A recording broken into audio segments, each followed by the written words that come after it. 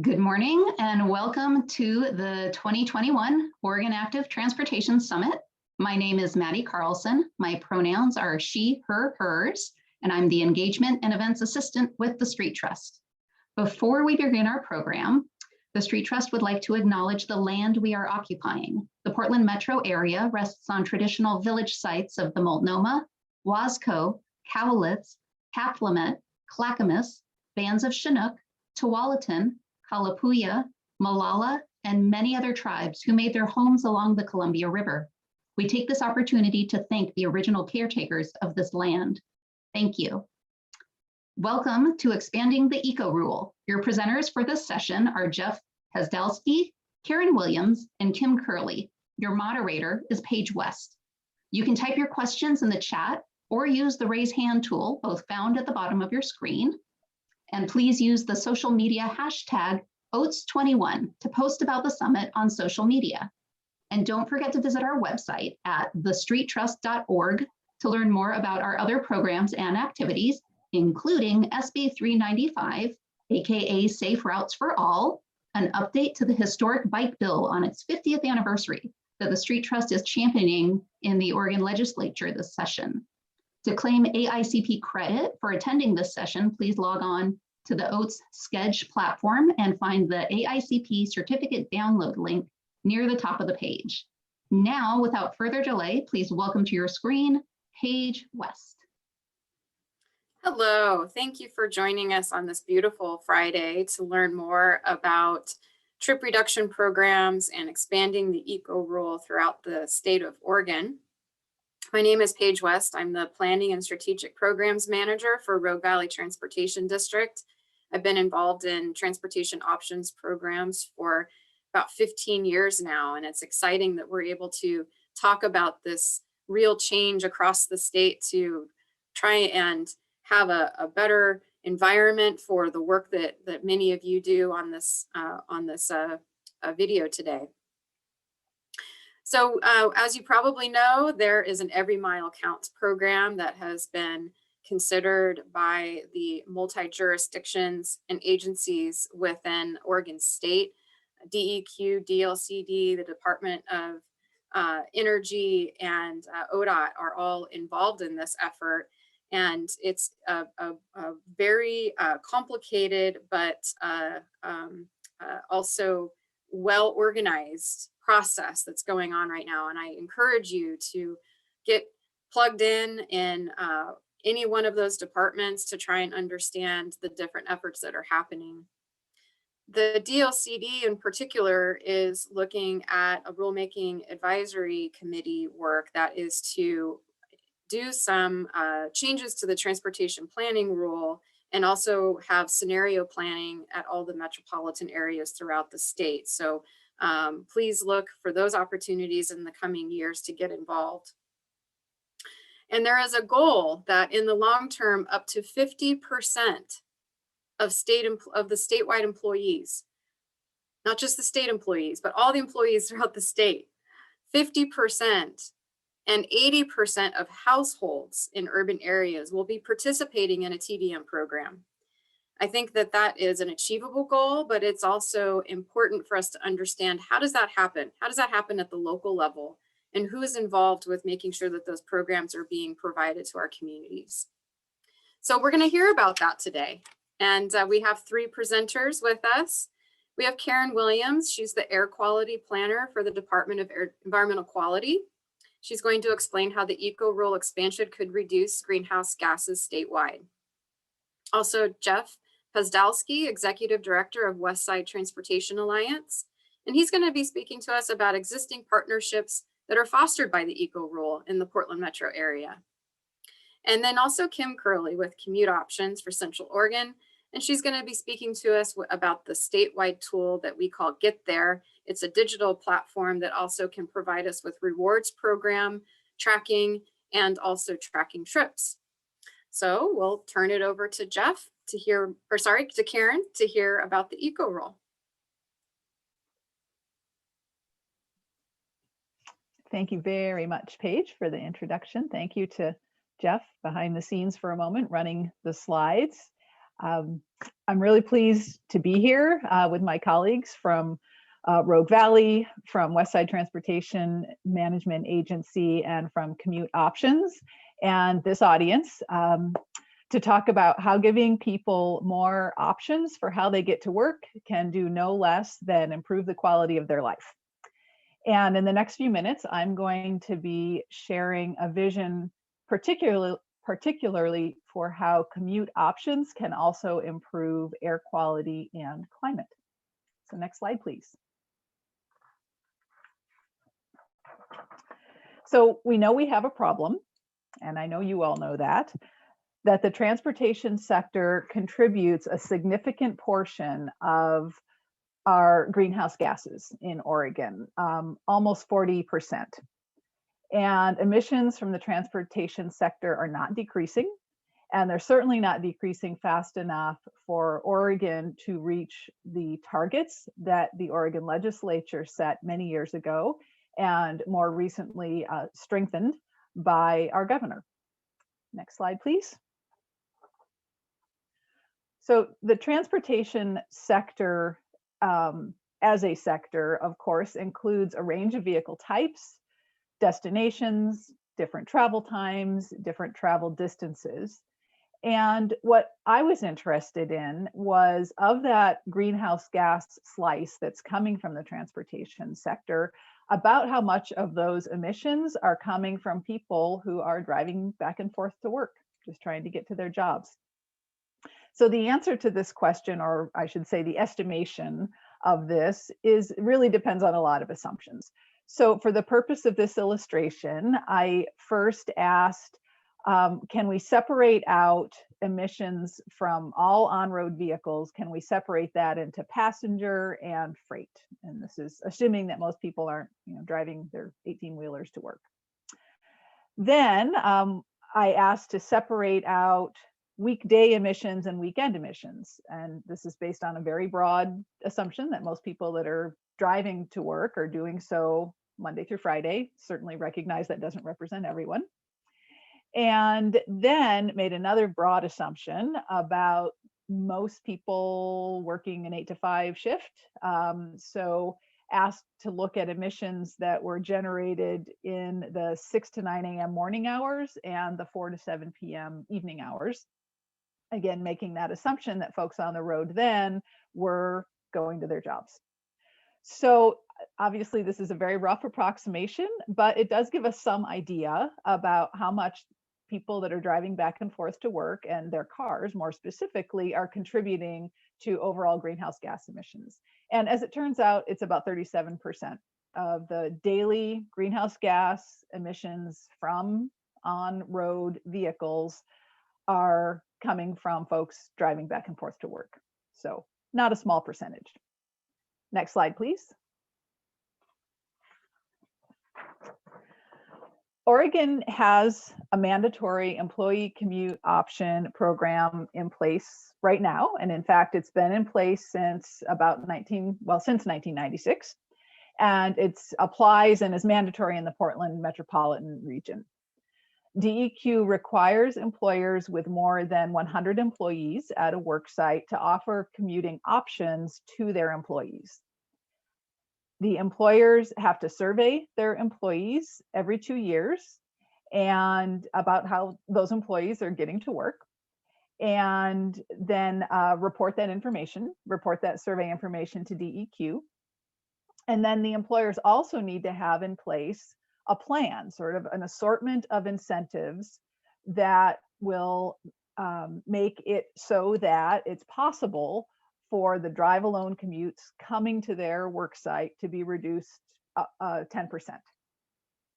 So the employers have the freedom to choose what incentives they offer to their workers, the ones that best fit the needs of the workplace and the workers and the employers. And those incentives can be telecommuting, they can be alternative flexible shifts, transit subsidies, or direct payments like a parking cash out program. That's up to the employer.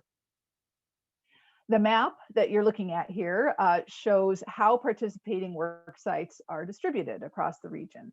There are about 1,000 or so work sites, And the colors indicate the different sizes of work sites, with the dark purple being the particularly large employers, or large work sites with more than 1,000 folks. But most of the sites you see are in different shades of blue, and most work sites are in the range of 100 to 500 employees that are participating in the ECO program. So while many of these work sites, as you can see, are in the urban core, please note that there are participating employers out into the suburban areas and even getting into some of the, close to rural areas of the region. Next slide, please. Since this program has been in place for more than 20 years now, we can confidently say that the program ECO, Employee Commute Options, has helped to significantly reduce, or rather prevent, I should say, hundreds of millions of vehicle miles traveled every year. And DEQ's calculations estimate that because of ECO being in place, in 2019, 36,000 metric tons of carbon dioxide were prevented from going into our atmosphere. So again, it can have a real impact. Next slide, please. And of course, there are, within vehicle emissions, they contain a lot of other air pollutants, toxic air contaminants, as an example, like volatile organics, which include benzene and ethylbenzene, and nitrogen oxides, and others that can impair people's health immediately in the near term, but also have long-term health effects. And a few years ago, DEQ did a modeling study in which we estimated the toxic air contaminants that the ECO program actually prevented. And our calculations showed that tens to hundreds of tons of air toxics are prevented each year. And that's, again, just from keeping about 10% of cars at home during daily commute times. And I just see, oh, I'm sorry, Paige is putting ECO rule up there. I thought that was a question. What is the ECO rule? So thank you, Paige. Next slide, please.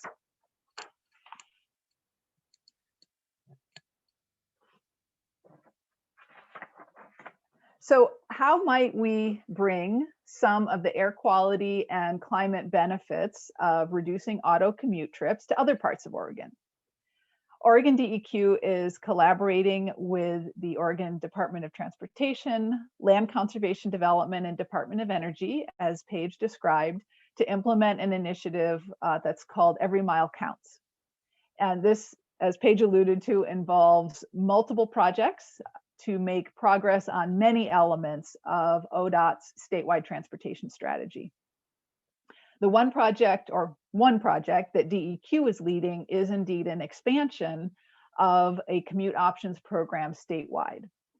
So we're working with the agencies mentioned, with local governments, with community-based organizations, and many others to make rules that would expand an employer-based commute options program statewide. So probably we're still in the design phases of what these rules might look like, certainly, but probably this program would be mandatory only for larger employers, much like the current ECO rule, in more urbanized regions of the state. And an example of an urbanized region would be a metropolitan planning organization boundary. Even with limited applicability, such as what I just described, statewide commute options could affect hundreds of employers. And this is a map that shows the employers that might be affected in the Eugene-Springfield area as an example to give you some idea. So momentarily, you're going to be hearing from my colleagues on this panel about the many other benefits of commute options to employees and employers. So, even if the commute options mandatory program applied in a limited area and wasn't required everywhere, many employers may actually want to opt in to be able to offer incentives that attract and retain a healthier and happier workforce. So with that, I'm going to pass it on to Jeff and Kim to describe the very inspiring commute option programs that they're running in their regions. And then I'll come back at the end with some information about DEQ's rulemaking that we have underway.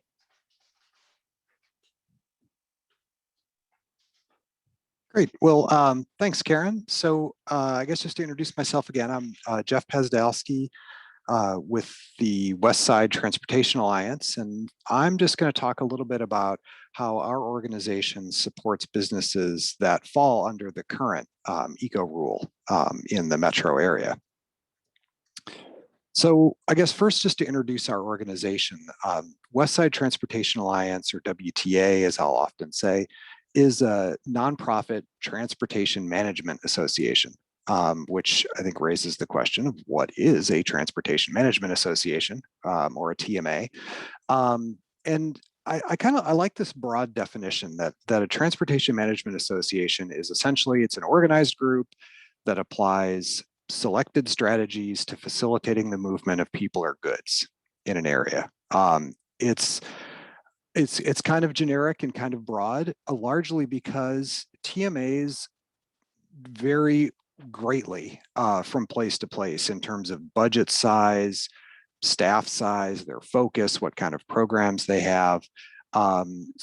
Most of them, I would say probably, I think about 2/3 of TMAs across the country are organized as nonprofits like WTA is, but it's only 2/3. So obviously that's, there's still a lot that aren't. So there's a lot of variety, and they really do take the form of trying to serve the community that they were formed in. So our organization, WTA, our focus is on commute trips, and specifically commute trips in Washington County. So our membership includes businesses in Washington County. And you see there on the screen is an example of some of our member organizations. And what we do is we work in partnership with these businesses on different programs and activities, all with the goal of reducing the number of their employees that are driving alone to work. So we take a real multimodal approach and really customize the messaging a lot to what's available at the work site and other specifics and what the interests are at the work site. Just a kind of a high-level overview of some of our programs. So we run a variety of different incentive programs for employees of our members. That includes commuter kickbacks. You see the logo there. That's a year-round program we do that does monthly incentive prize drawings for folks. We will run different local challenges and kind of little fun events, challenge events throughout the year. And those will take different, sometimes they're one day, sometimes they're a week or a couple of weeks. So those have different shapes and sizes. We also do a lot of local incentives and local activities within larger events like the Bike More Challenge and the Get There Challenge. And see there's some photos there of some of our team and individual prize winners from some of those activities. We also work with our members and provide them with customized information and materials that might be helpful for them. And an example is on the screen here. I know that the detail is way too small to see anything, but just wanted to put it there as an example. And this is a customized map that we created for several of our member sites. So the map is centered at the workplace, and it really highlights transit routes and other active transportation infrastructure that's available around the work sites. And some of the maps also highlight different other destinations or areas that can be accessed around the work site. And we'll work with the employer when we do paper copies of these to customize the information on the back too, so that it's kind of a blank slate and we can really provide info that's specific to that work site. And the goal is kind of a couple of goals. We're trying to educate employees about what options are available for those that may not know, and generally just to make people feel more comfortable about getting to work and being at work and feeling like they can still get around using these other modes. We also then support different worksite events and activities. We run workshops and trainings both for the employers and also for the employees. So just a quick example of that. One of our members asked us to do an intro to bike commuting workshop last kind of early fall last year, because they felt like they were hearing from their employees. There was a lot of interest in bicycling, but maybe not sure where to start. So that's an example of the kind of training that we'll coordinate upon request for our members. And then obviously, this topic of today, we do a lot of eco survey support for the businesses. So just to go into a little bit more detail about what that looks like, for the majority of our members, we will, supporting them means we actually do the surveys for them. So we will work with them to customize questions and talk about timing and that sort of thing. We do have a few members that prefer to do the surveys on their own for different reasons. So in that case, what we do is we get more into kind of a marketing role where we just make sure that we're helping to promote those surveys and encourage people to do them so that they get enough responses from their employees. I mentioned we customize the questions. So the eco survey has a set of questions that are required to be asked. So we can't change those, and that provides kind of the baseline info. But what we really try to stress to our businesses is to take the opportunity to use the eco survey as a chance to learn some valuable information from their employees that can help them make future business decisions that are going to help their HR practices, help their sustainability practices, and just benefit them and their employees. And I'll give some examples of that in a minute. We also then, we analyze the results of the survey. We facilitate the reporting to the DEQ office. We often report then to TriMet. And then we provide insights and suggestions back to the member organizations, just highlighting some things that maybe we see in those surveys results and giving them suggestions of things, programs that they might want to consider implementing in the future. And then if necessary, we'll work with that business to either help them create or update their employee auto trip reduction plan that they're required to have on file, as Karen mentioned, to reach that goal of that reduction of the auto trip rate. So just a couple of a few kind of examples of how we've used the eco surveys with different member organizations. So the first here, Employer A, they were interested in exploring how they could affect their employee auto trip rate by providing transit passes to their employees as a employee benefit. So they wanted to do a pilot of that, and we talked with them about how to best evaluate the pilot and decided to use the eco survey tool for that. So we did the eco surveys with their employees. They ran this pilot where they provided the transit passes. We did the survey again at the end of the pilot, and what they found was that their transit trip rate nearly doubled as a result of the pilot. And that, combined with some other real positive feedback that they heard from their employees, convinced that employer to go ahead and continue providing those transit passes to their employees. So that was a great success. The second example, Employer B here, they were really interested in exploring or investigating how their employees' commute mode choice impacted their well-being and their quality of life. So we worked with them and developed sort of a suite of questions around that, and then really analyzed those results.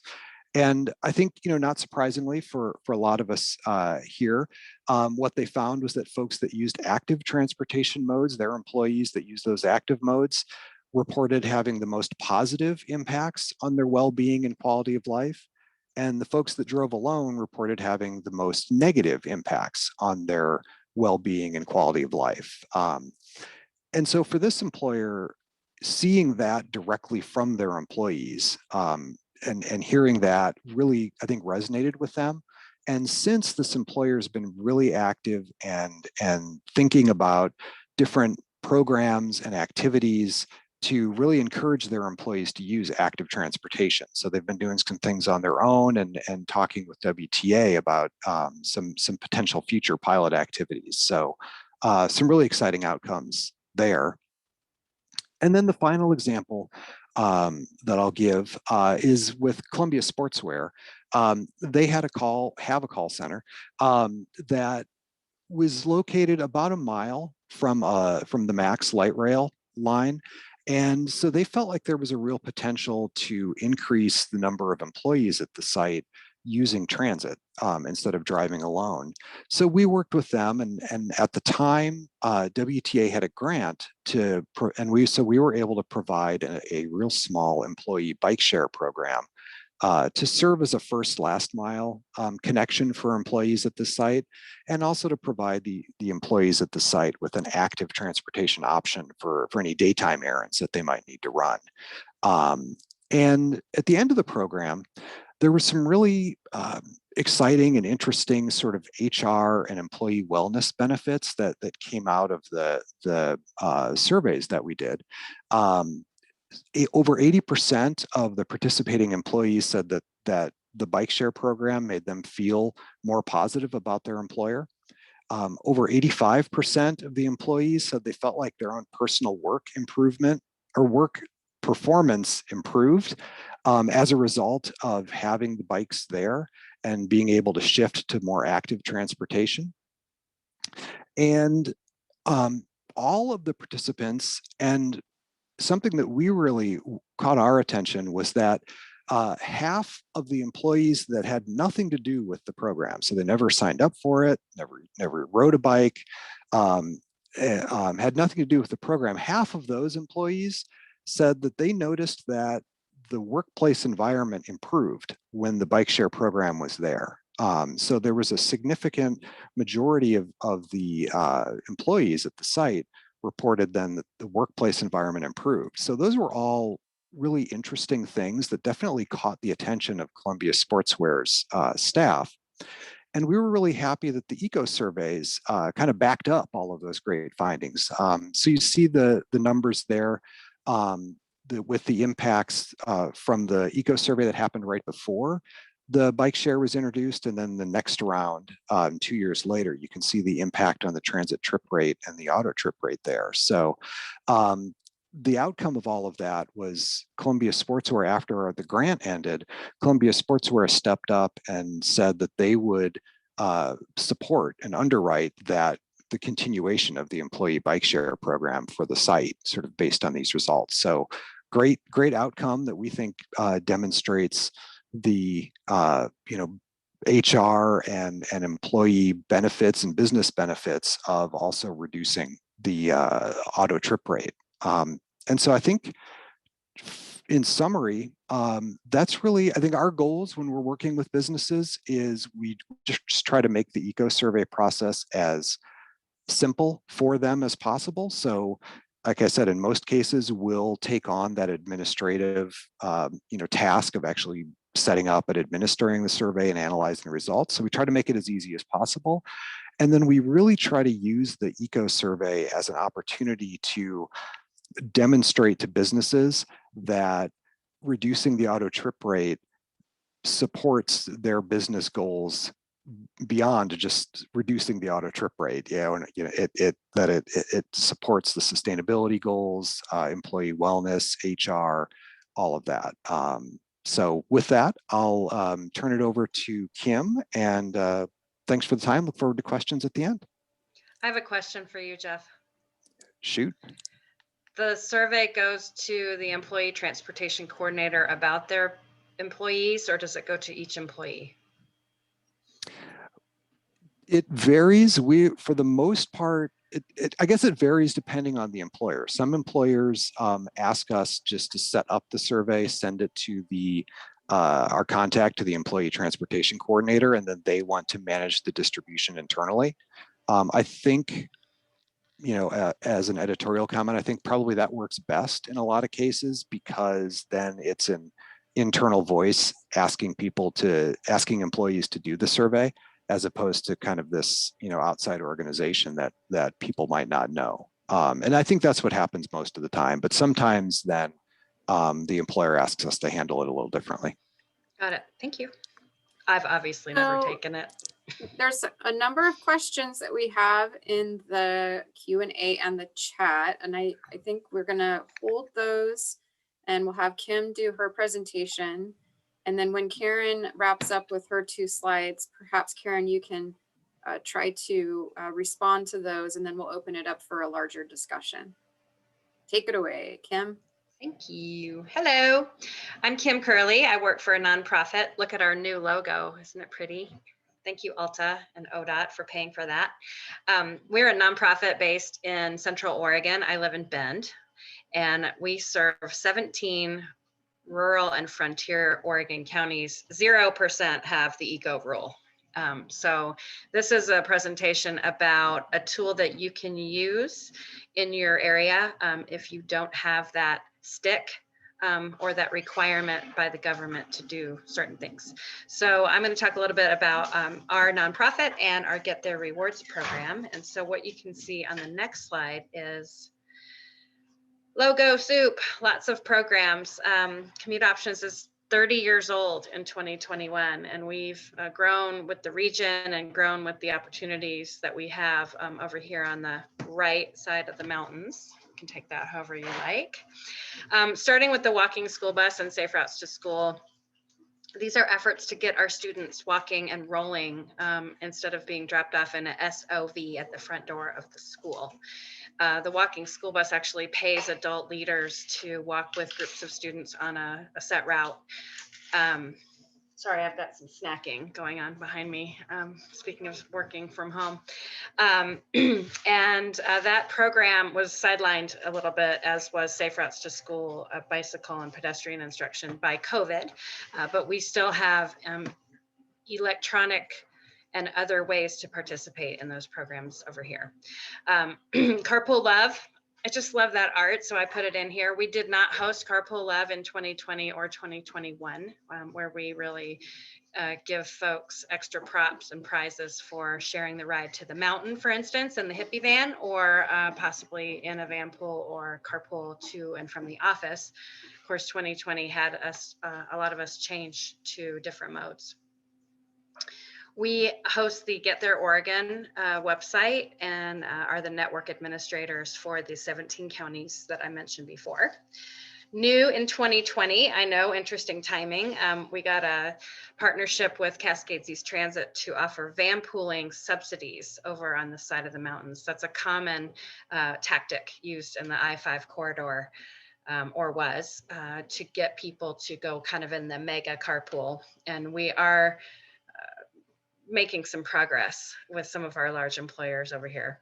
The Oregon Friendly Driver Program is actually our only product that is made especially for drivers, even SOV drivers, to have them learn ways to drive in a more friendly manner around people walking and biking so we can all safely get to where we're going. And then new in 2020, we invented telework perks. That was after the stay-at-home stuff happened at first, and many of us got sent directly home. Do not pass go, get your laptop out and try to, shut up your kids and your dogs and make your Wi-Fi work really well so you can be as productive at home as you were in the office. So that was just an incentive program that we cooked up last year. So next, the modes. This is the 4th day of OATS. I think we all know about walking and rolling, telework, riding transit, and van pool. Riding transit did take a hit because of COVID-19 restrictions, but thankfully CARES Act funding came through ODOT and to our transit providers to keep that essential worker lifeline going during the pandemic. So yes, you can ride the bus. It may not be as convenient or as frequent as it was, and you do need to wear a mask, and we're ever watching the changing guidelines to make sure that people are safe on our transit vehicles. The next slide is, again, just reiterating that telework piece. I've been a full-time teleworker for many years, and it was easy for me to not go in the office anymore. But for many of us, it was a shock. You know, it was, and it was also a mandate, like, you will not be coming back to the office, and people sort of freaked out. So what we did at Commute Options has really helped get some tangible tools, how to make a stand-up desk out of your bookcase, right? Where to find an ergonomic situation in your home that was going to help your back feel good, how to take a break at lunch and go for that walk, that 10-minute walk, to refresh your oxygen in your brain. So this is a real cubicle at Mill Creek ODOT office in Salem, where the Lego people and Marge are down there at work, and the human is not. So there's my work from home prop. Next. So why would people log their Commute Options trips if they don't have to? Well, what's in it for me answer is they get a reward. So using our Get There platform, which is getthereoregon.org, folks who participate in our rewards program can log their Commute Options trips, which again is walking, biking, carpool, van pool, ride the bus, telework, ride your horse, go in the river in your kayak. I mean, anything that gets you out of your SOV. And then once you reach 45 trips, you receive as the individual a $20 gift card. So our next slide shows an innovative commute option in our distribution process. We used to have envelopes and stamps and ETCs having to chase down employees to get their rewards to them. We migrated to an online e-distribution system through the Tango card. And so once you've logged your 45th trip, you just send a note to Tango, and they send you an e-code in your email. And it is to hundreds of different stores, nonprofits, and other restaurants, all kinds of stuff. So been a really popular reward for our participants. And what we do is we're funded by grant funding to promote and administer this program. And then our partners actually pay dues to Commute Options to purchase these rewards, because we are limited by our state and federal funding from buying stuff. So this is how we buy stuff for you. And next, there is an app for that. That's a funny question that people don't ask anymore because they just assume there is.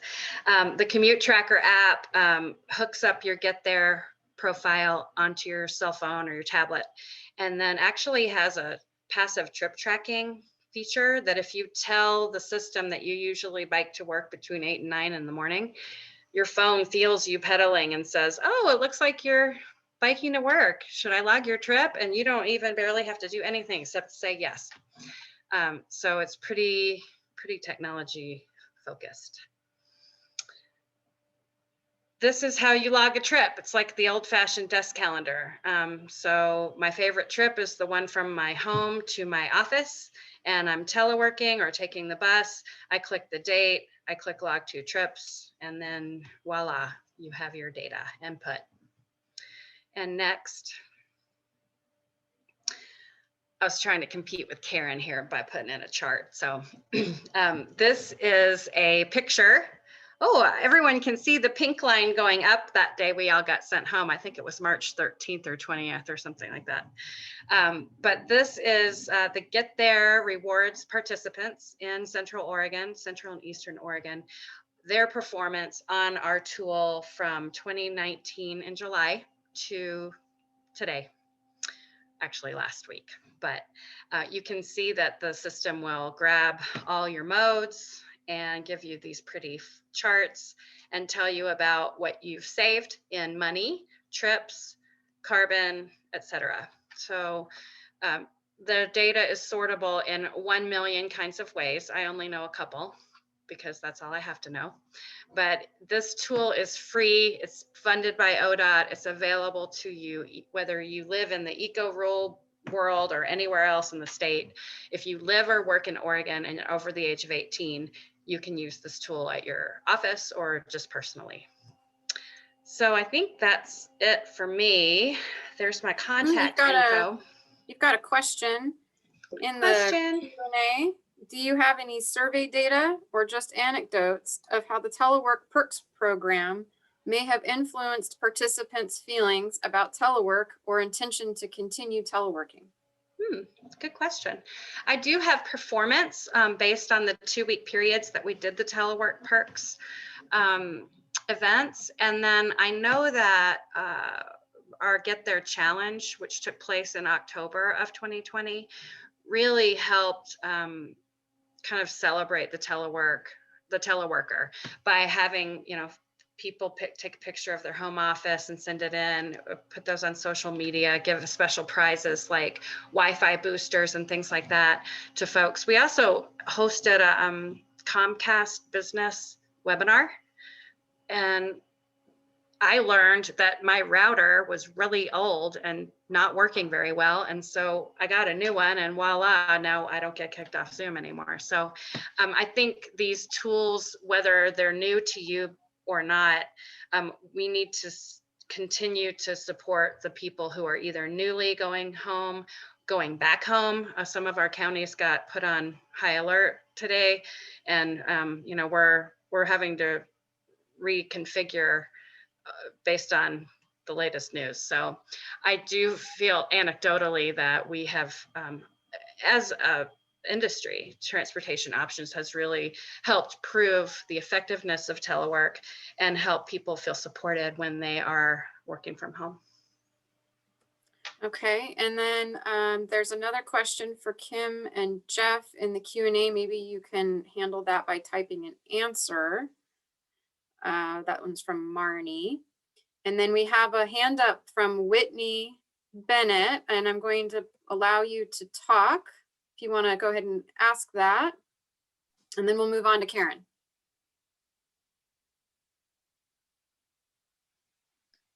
I think that was an accidental hand up there, so I apologize. Oh, all right. Well, let's move on to Karen real quick, and then we'll have more time for questions. All right, thanks, Paige, and thanks, Jeff and Kim. Great presentations. So you've been hearing about some great work that's happening out in the state, and for DEQ to design an effective statewide commute option program, we are definitely going to want to be working to build on all the good work that Jeff and Kim have just described to you. And there's a lot of other good work out there going on that we want to be aligned with, for sure. We're definitely going to want to collaborate closely with the Transportation Option Program at the Oregon Department of Transportation. Kim alluded to that. This is a program that provides substantial technical support, electronic infrastructure, the Get There tool that Kim shared with you, and funding to support regional partners across the state. Any statewide rule is going to have to be informed and influenced by all the actors that are portrayed on this slide of balloons and arrows. DEQ is going to need strong partnerships with local jurisdictions, with businesses, employers, community-based organizations, again, all the actors you see on this slide. We'll need to make sure that commute option rules can fit with local land use plans, with local economic conditions, and ideally support them. We'll need insights from transportation management agencies and community-based organizations to make sure that the benefits of the rules are equitably distributed and that the regulations don't adversely affect small or disadvantaged businesses. So in the end, ideally, what we want is a rule in place that helps employees get to work safely and conveniently and brings them a better work-life balance. Next slide, please.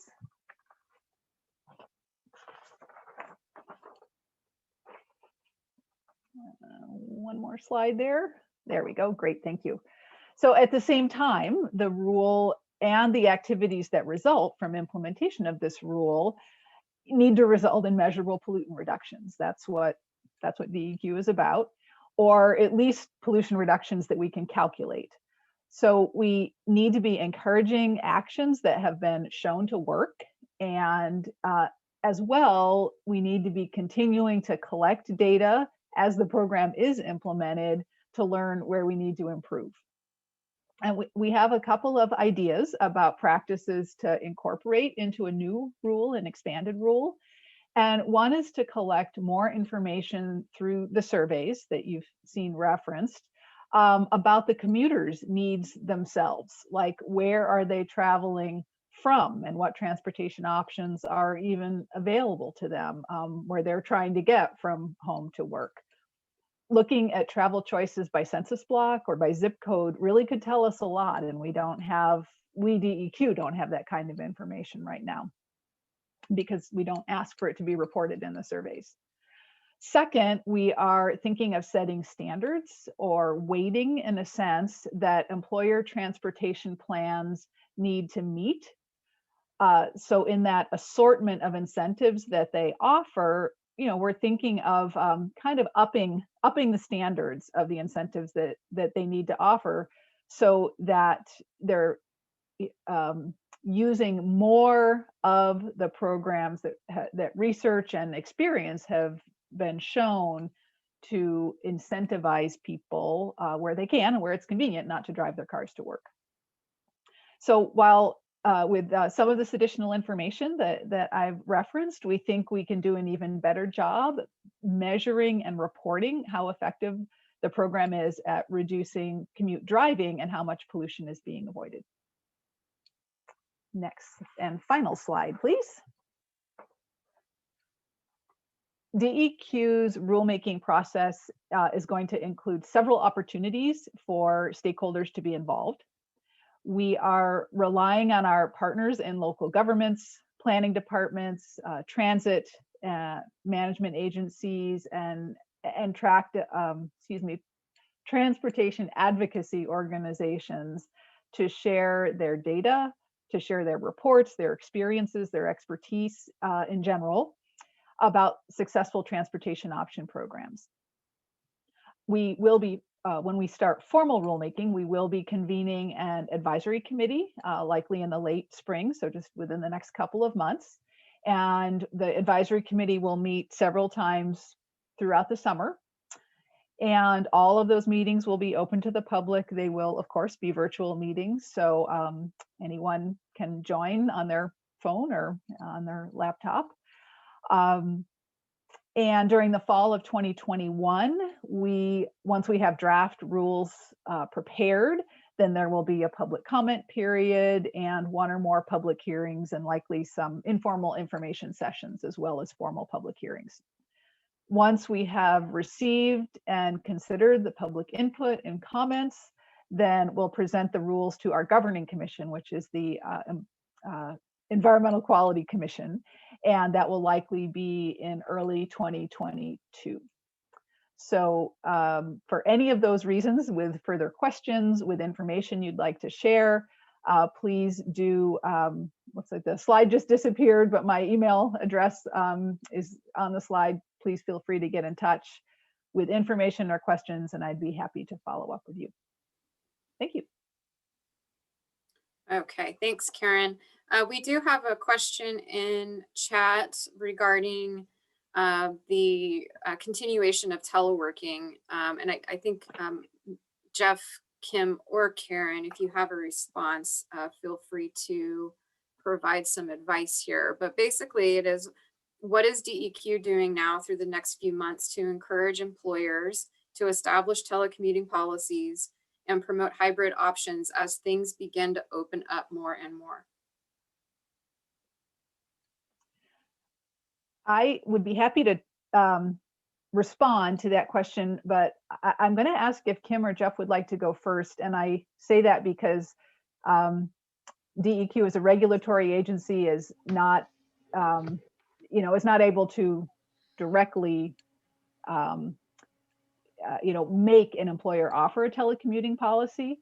But I do want to respond to that question. But I'd like to turn to my colleagues for how they are in their programs incentivizing and encouraging telecommuting. Well, I can jump in. So from our perspective, we've I think most of our member organizations are still trying to figure out what the return to work is going to look like for them. And so we have this mix of employers that have frontline and essential folks, manufacturing, retail employees that have been reporting to work sites. And then I think the sense that we're getting is most of our members are looking at going to some kind of hybrid model in the future. And so at this point, we're really in a phase where we're just having a lot of communications with our members and figuring out or I guess listening from them and helping advise them on setting up those hybrid plans. And then once they've made the decision about what the model is going to be, I think we'll go into this mode of trying to dual support people continuing to telework, and then the folks that'll be returning to the work site. And then as a third leg, trying to figure out how to improve our services for those frontline and essential employees that have been continuing to report throughout all of this too. And I'll just chime in, ditto on that. I attended a 3-day little webinar on thriving in a hybrid workplace. And it was hosted by very urban, extremely dense speakers. But I see that the rural replication of some of the ideas can really help, especially they were talking about Google remote micro offices, right? So if you live in the Bay Area and you were going in a van pool for 2 hours every day to the main office, now they're going to put a little Google office-let in your little town and you can ride your bike there. So I think that we've got a lot of industry leaders being very creative about what kind of ways we can continue to report to work without having to show up in person at a place. So more to come. Okay, question here from Sarah. It's great to hear about Jeff's support for employers through the WTMA. For those of us likely to be impacted by the statewide eco rule expansion, but without the benefit of a local TMA, we would be here one as well in the Rogue Valley. What are MPOs end up playing that supporting role? Karen, could you shed some light on the regulatory environment that you're? Yeah, I'm sorry. Could you read that question one more time, Paige? Sure, Sorry. and it's in the Q&A too. Basically, Okay. the question is, if we don't have a TMA, would the local MPO, or would it be cities, or maybe the local transit agency? Who would be, or your favorite nonprofit? Who would be playing the role of the TMA to help expand the eco rule? Yeah. Okay. Well, I think I feel like I'm not really in a position to answer that from the perspective of the regulator, because again, we would be making a rule and a regulation that would regulate the employer themselves. So the employer would have to comply with the rule.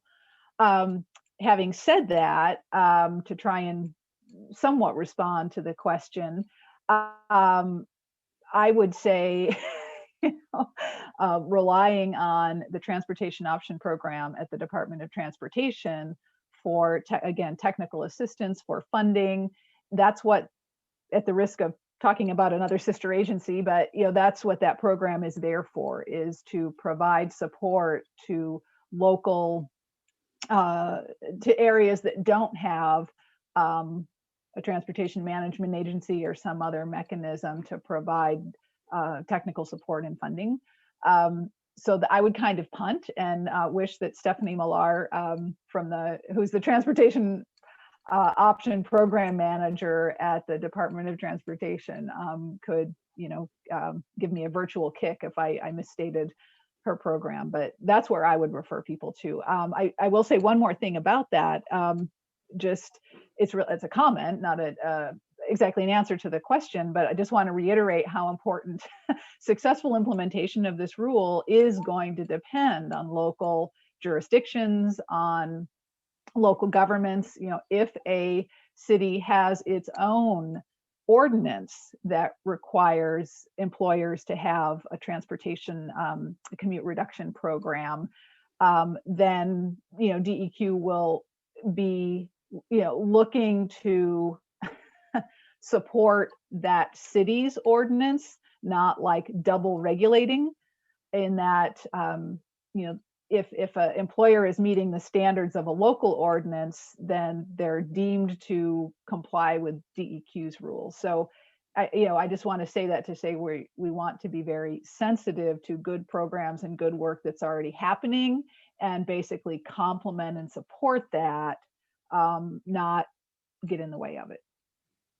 It's a multifaceted and multi-role type of program, from the local to the regional to the state. And I think it's still developing, as you're alluding to right now, as to who would take on the regulatory role, the program supply role, the measuring role. Those are all things that we're still, I think, discovering and trying to decide, which is why you're going through your process that you are right now. Chris Wachi has a question for you also, Karen. What do you think are the biggest hurdles for this expansion of the EGO rule?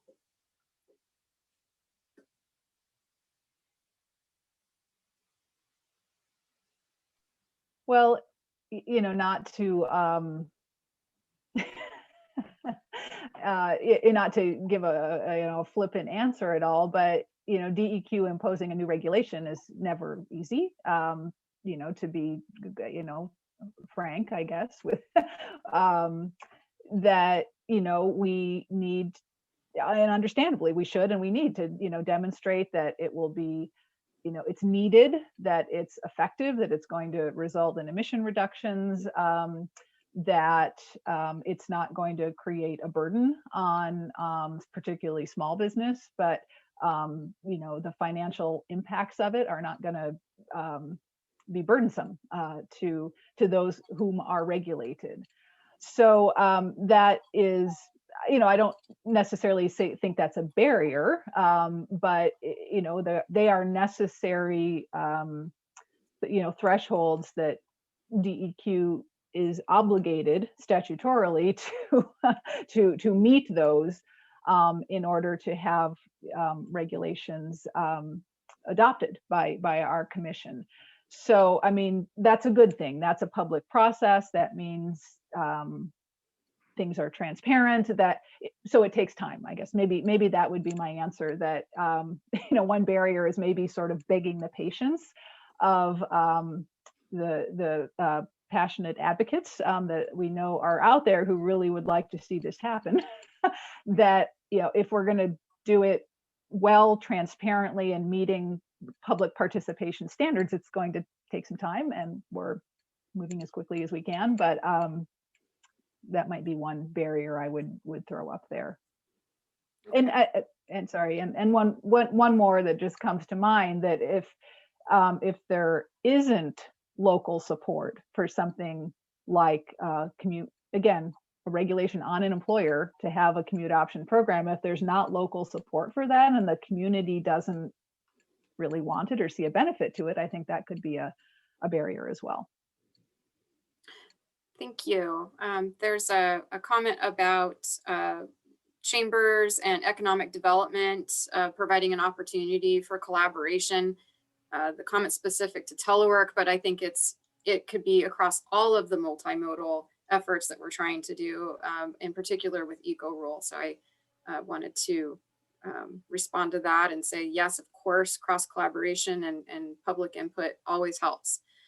There's a question about from City of Springfield. Does the rule come along with funding to pay for staff time to help coordinate and do surveys, etc.? Karen, I think that's directed to no. Yeah, exactly. Kind of back to my back to the barrier question that another participant had asked.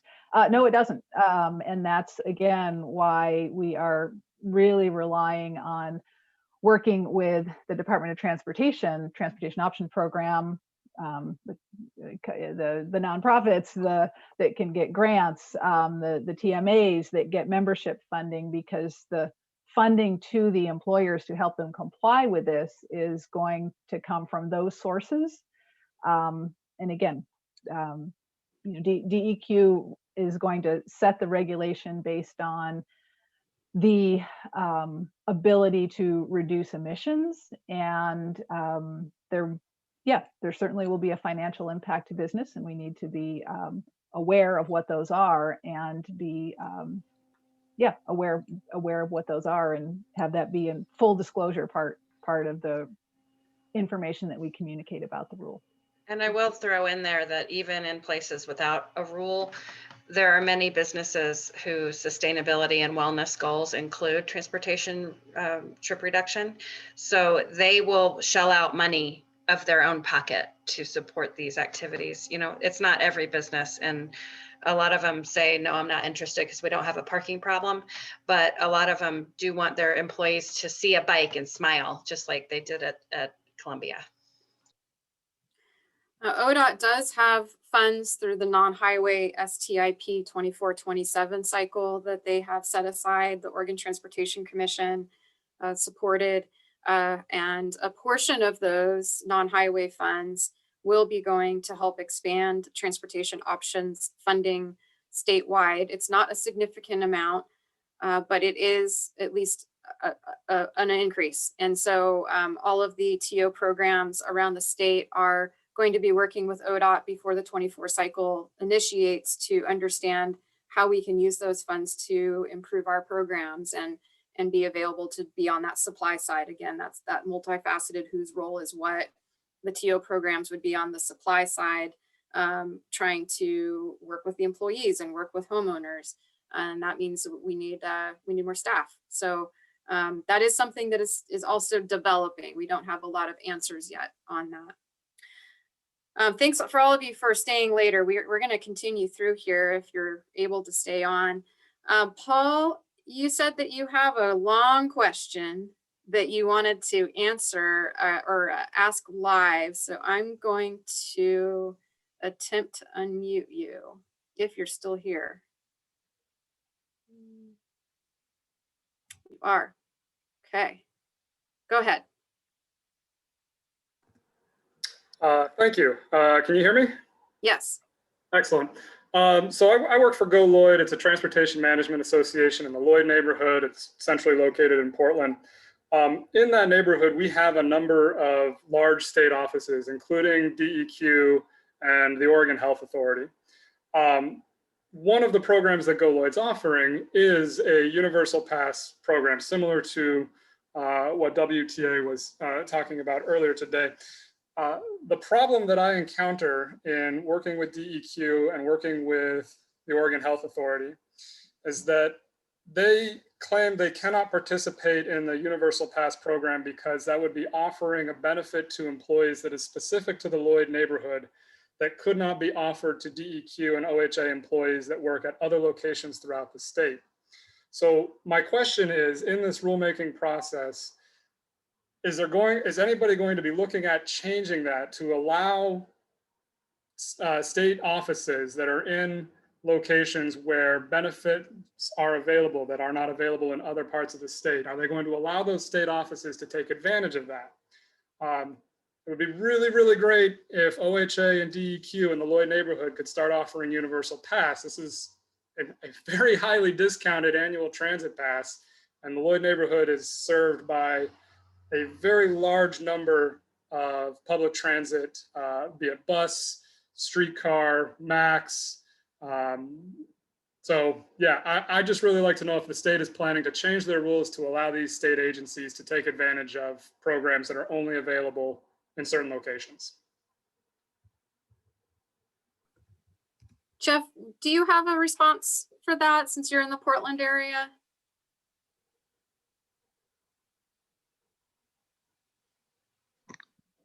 I don't. We have not in Washington County. We haven't encountered that issue that Paul brings up. So I don't know that I have. You know, we haven't really had that kind of experience.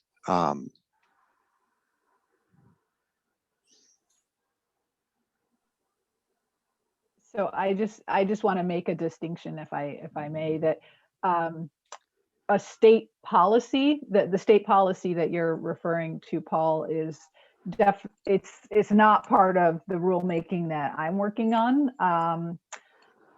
So I just wanted to make that distinction. I mean, the short answer is no, that's not in the scope of my rulemaking. And state policy is a different, I mean, I want to hear and acknowledge your frustration, and I'm sorry that that is the case, but it is a very different thing than the rulemaking that's going to expand the commute option program. And I can toss in there that many of my partners are local governments and even state agencies. So I think that that's an easy way for them to say, no, we're not interested because of this problem. But there are ways for employees of municipalities to receive rewards and benefits that is fair and equitable. I don't work with a lot of union people though, so that may be a whole nother layer of complication.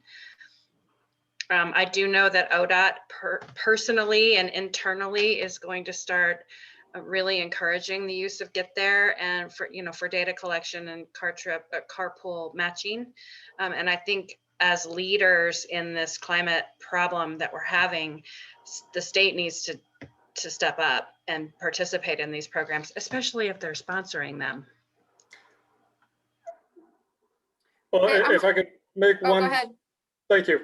If I could just make a comment or a plea, please, in your rulemaking, if you're able to find a way to allow this to happen, it's very frustrating that, that the state's looking at doing these eco rules. They're asking their agencies to lead, but the very large offices in the Lloyd neighborhood are not allowed to participate in a program that we know is proven effective to decrease single occupancy vehicle trips, increase employee satisfaction. And DEQ is an agency that has been asked to lead on this. So I would really encourage and plead with you to find a way to allow offices to take advantage of unique programs at their location that are not available at other locations within the state.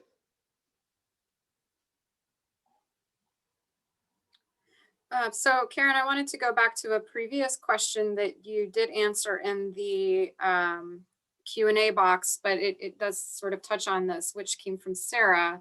The question was, can we expect the eco rule statewide expansion to look similar to what is currently mandatory in the Portland metro region? For example, frequency of required surveying, required response rate, mode split reductions, minimums, et cetera. Yeah, and I think I answered more or less yes. And I don't want to get into the weeds, especially at 10 minutes over. But format-wise, structure-wise, we're thinking that the new rule will probably look fairly similar to the current rule that applies in the Portland area. But, or I should say, and having said that, we're looking at essentially strengthening the rule that applies in the Portland area by a couple of examples I gave, like increasing the minimum percentages of the surveys. I referred to in my slide presentation about having, kind of upping the standards for what a transportation trip reduction plan needs to have in it for incentives. Just tacking a bus schedule on the bulletin board is not going to cut it. You're going to need to have something in place that can really pass the straight face test, so to speak. So we are looking at ways to strengthen the current eco rule, and as well as incorporate those methods of implementing the rule into a new expanded rule. But yeah, more or less, the structure is going to look pretty similar. Okay, seems like there's a lot of interest to be involved with the work that you're doing. And you had a slide that had your contact information on there, but perhaps you can put that into the chat box, or sure. Also give a review quickly of what next steps might be, and then we'll go ahead and conclude our session today. Sure, I'll I'm incapable of typing and talking at the same time, so I'll put my email in the chat box in just a second. So the next step for DEQ is to convene an advisory committee. And in answer to one of the folks in the chat had asked, how can I apply for that? It's not exactly an application process, but please send me an email if you are in any way interested, either in serving on the advisory committee or again, just staying informed, staying on the the email list where we'll send out a notice when we're having public meetings and that sort of thing. And where was I going? Sorry. So my email is karen.williams@deq.state.or.us. And I will type that here momentarily. And I'm sorry, the one thing I was going to say about the advisory committee, that is something that advisory committees are appointed by our director. So staff, compiles interests, compiles kind of backgrounds of folks that we think would be really valuable and needed voices on an advisory committee, and then present those recommendations to our director. But it's our director that makes the final decision about who serves on advisory committees. So I'm typing my email now and look forward to hearing from a lot of you out there with interesting questions. And Kim actually just did that for you. Oh, put your email in there. Kim, Jeff, do you have any final words of wisdom for us? Happy Friday. Yeah. Wear your mask. Enjoyed the weekend. All right. Well, thank you all so much for your time today and presenting this very important information to us. And agreed. Happy Friday. Looking forward to the weekend. Maddie? Yes, thank you so much, everyone, for staying late so we could get to so many questions. Thank you, Karen, Jeff, Kim, and Paige. Thank you to our sponsors who are listed on the Schedule conference website. And thank you, attendees, for coming. Now, close out 2021 Oregon Active Transportation Summit in style with Portland's most outrageous drag, Poison Waters. Join us for a fun-filled hour of hilarity and hijinks as we play bingo starting today at 2 p.m. I hope you can all make that. Thanks, everyone. Bye-bye. Have a nice weekend, everyone. Thank you, Street Trust. Bye.